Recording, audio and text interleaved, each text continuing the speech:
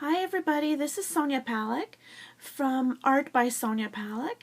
I thought I would share with you today how I keep my acrylic paints fresh, and my paint does not dry on the palette during my whole working process, and as well I can keep the paint for a good 2 weeks. So here we go. First thing is, here's the palette. It comes with a lid like this, and it closes airtight. And I have underneath here a sponge, which I will keep, there we go, here's the sponge. I will keep that damp, but not wet.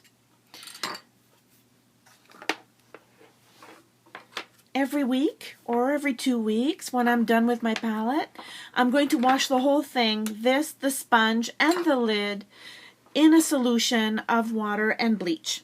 That way I'll have no mold. With no mold, my paint will stay fresher longer.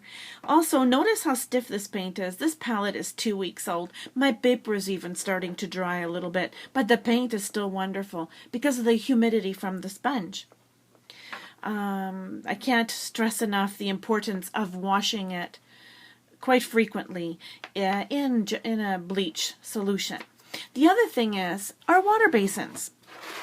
How many people don't think of cleaning their water basins? Well, you can see mine is stained with paint, but my water is clear and my water is fresh and there is no mold growing in my basin. Many of you are using cans or, a glass jar or whatever. That's great. But the thing is that we mustn't forget to wash it occasionally with a solution of bleach. The other thing is, with this basin, so I've got paint on my brush. I can, wash out by scrubbing down at the bottom here. Right to the ferrule. I'll scrub that way. And when I'm done, I can let this rest right here, as you see. And this way the brush stays wet, but not the ferrule. You never want to have water sitting in the ferrule. And you don't want your brush,